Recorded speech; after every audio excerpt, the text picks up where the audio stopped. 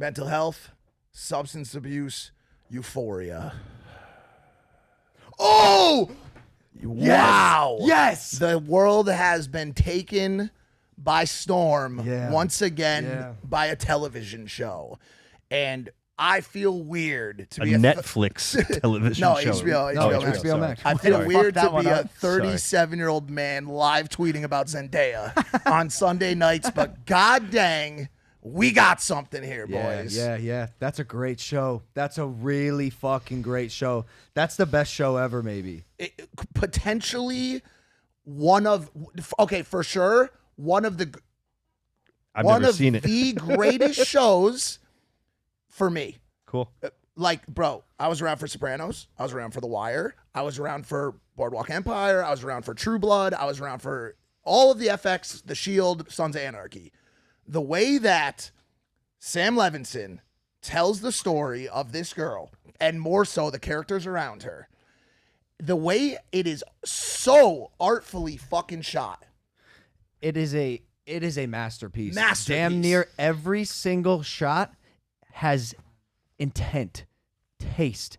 Every fucking frame tells a story. Sam Levinson is the real MVP, the guy who 100%. created, wrote, and directed it. I don't know how a product like that can live in someone's brain. Boggles my mind. He has a past. And then perfectly manifest it in Euphoria. And the superstar cast, like even the casting director, like good on that person. The cast is incredible. Some of these actors and actresses have never acted before. This is the first time. I think that kid Jacob Elordi has never acted before. Right. Bro, to the point, I mean, the biggest thing, the fucking music. Oh, whoever I say Zendaya. Well, yeah, she's massive, but like whoever is doing the score for that show. Drake is an executive producer on it. Yeah. Zendaya is a producer on it. But like, dude, the music is incredible. Well, I would assume he's the one foreseeing it. I promise you it's not Drake. He's an executive producer. He's probably got money involved. I understand he's involved with the project, but whoever's choosing the music for that show is crushing it. But the subject matter is what is under scrutiny right now and under a microscope, and people are questioning whether the show goes too.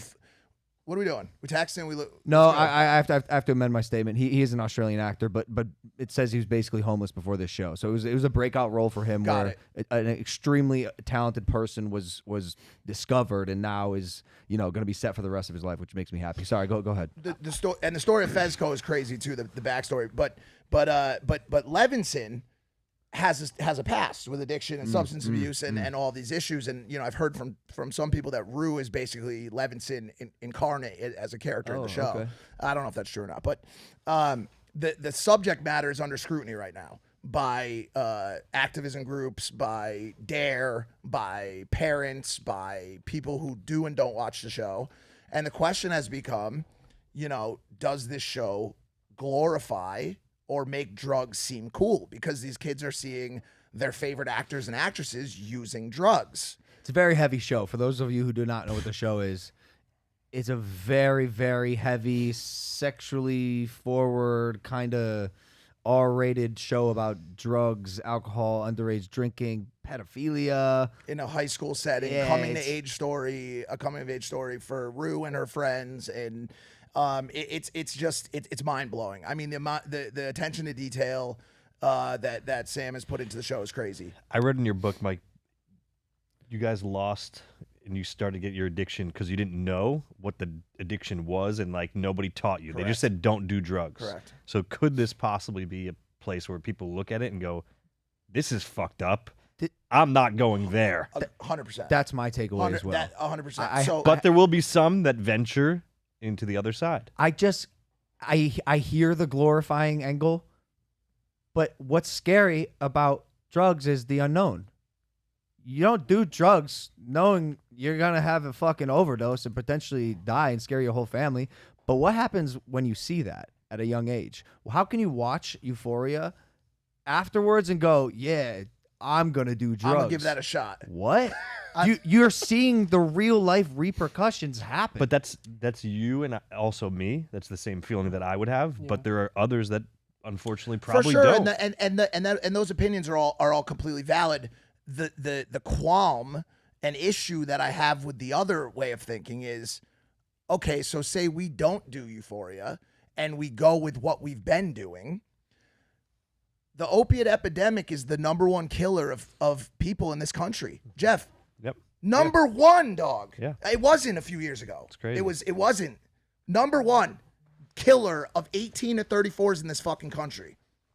Hundreds and hundreds and hundreds of thousands of American lives. Brothers, sisters, mothers, fathers. And they want us to say, no, we're not going to try this because it's too traumatic, it's too stressful, it's too glorifying, so we're going to go back to the cartoon characters on Dare. That shit ain't working, dog. I find it fascinating that when we have one show how scary it could be dabbling with this type of things, but we have fucking Wolf of Wall Street, we have all these sick movies that are like, yeah, it's so fucking cool. Look how many models I fuck. Look how much money I make. And they don't have a problem with that at all. Well, but they have a problem with this. Well, they probably do. It's just not as loud of a voice. Well, he had his downfall too. It was comical.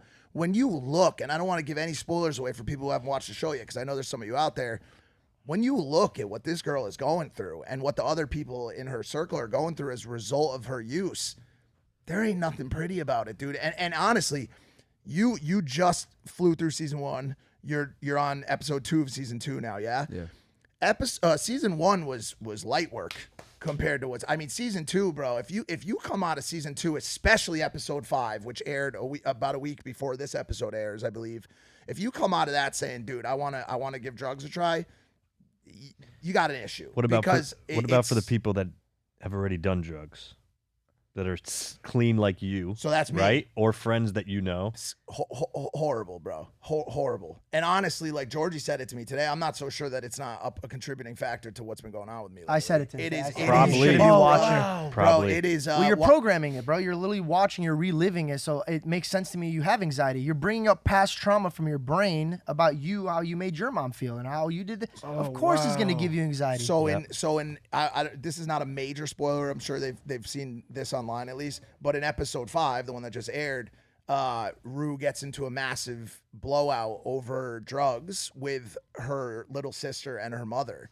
And watching that scene, I was killed, dead, bro. Like literally, like it was horrific. And fuck me, dude. Like they watched that show. My mom and my sister watched that show. And they texted me before that episode came on, and they said, "Hey, like, we don't think it's a good idea that you watch this episode tonight." I also know someone, you all know this person who refuses to watch it because this person's afraid that it'll send them into some sort of spiral about wanting to do drugs or being afraid of the effect. I purposely don't watch it. Literally almost forced me to watch it when he was in Laguna. He's like, "You should watch it." I'm like, "Nah, I want to like keep my." He called me next day. He's like, "So you watch it? Blah blah blah. Watch it. I'm like, "Bro, fucking watch it. It's just so heavy." And I literally told him, "I want to keep. I'm in a good mental space. Yeah, it's heavy. I know what the show is sort of about. Right. I have to be in a very specific mood to be able to watch that show. I won't watch it. I watched a few episodes just because of the art, because people are like, "Yo, you have to watch it for the art." So I watched it. Well done. That cast is amazing. The everything they do is great. I'm just a huge advocate on like, dude, the eyes are the windows to your soul. Whatever you're focusing on here makes your soul feel that type of way.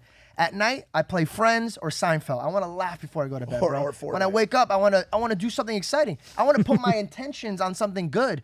And I said this to Mike, and I hope this doesn't come off a bad way. If I'm not doing drugs and I'm not reaping the benefits of it, why the fuck am I putting myself through the heartache of it? Right. My dad, and I told him this on my vlog, and I'll bring it up here. My dad, when I was a kid, I asked him once about drugs. And my dad was like, "No, fucking stay away from them, blah, blah, blah." And I was like, "All right, before we talk about this, get in the car real quick. I want to take you somewhere." And he took me to a very bad neighborhood with a lot of his employees that he hired were there. And he hires people that just came out of prison that want to start a new life because nobody wants to hire them. He hires addicts. He hires people to give them another chance in life. And he goes, so I'll use the name Sam, for example. He goes, Sam, he goes, "Do you remember he did this and that?" And I go, "Yeah." So we sat with Sam's brother who did drugs still. And I talked to his mom. And so, like, I think it's very important for kids to be shown this, but not focus on this. Know that it's wrong. Every kid's gonna want to touch the fire. That's what I'm saying. Remove the ignorance in digestible way. I mean, I didn't know this world existed, dude. I didn't know until I met him, and it is dark. It's dark and it's very real. Isn't it wild? Like once again, to get into like another set of things that like only certain people can relate to or truly comprehend, that world exists right beneath our horizon. But like, bro, and is otherworldly comparatively to the world, to the life we live. Like, bro, the shit that goes on, the stories of war that these people go through on a daily basis, that I went through on a daily basis. You're the novel brain, the brain that doesn't understand that would never be able to even begin to comprehend what that life is like. But like you said, there's disturbing. so many. The numbers are so huge in the United States. Can't ignore it anymore. It's no longer like, oh, I don't know anybody. It's literally affected every single circle. person in this room, every single circle. person watching this episode of Impaulsive right now has a family member, a friend, a teacher, someone who is a victim of this epidemic. And so like, yo, I'm personally willing to try some new shit to see what works with the kids, especially. And if that means they need Zendaya and they need Drake and they need Sam Levinson and they need the right music and the right actors around it to bring that story home, then fucking let's give it a shot, bro. Because whatever we've been doing hasn't been working. I make public jokes all the time about how you bring up your book. I think this is an ongoing joke. Yeah. And I talked to you about this off camera, but I kind of wanted to bring it up here since we're talking about this. There's somebody very close to me. You guys all met this person. And you sent this person the last 3 pages of your book. I know this person. Like my soul, I know this person deep. I've never seen affection come out of this person this way. Their shirt was wet from crying. And I go, there's no way. I thought they were fucking with me. Like, there's no way. That person goes, I finally understand my father. And the way she like broke down, I was like, damn, bro. Like, she, for 20 years of her life, she was trying to figure this situation out. She read 3 pages of your book and she understood your point of view. And she couldn't patch that relationship with her father. So like, I kind of want to take back all the jokes. And I know no. and I'm going to say more in the future, obviously. But I truly, with all my heart, bro, like I could not believe what your book did to that person. Now I get why you bring it up every day. Why you bring it up every second.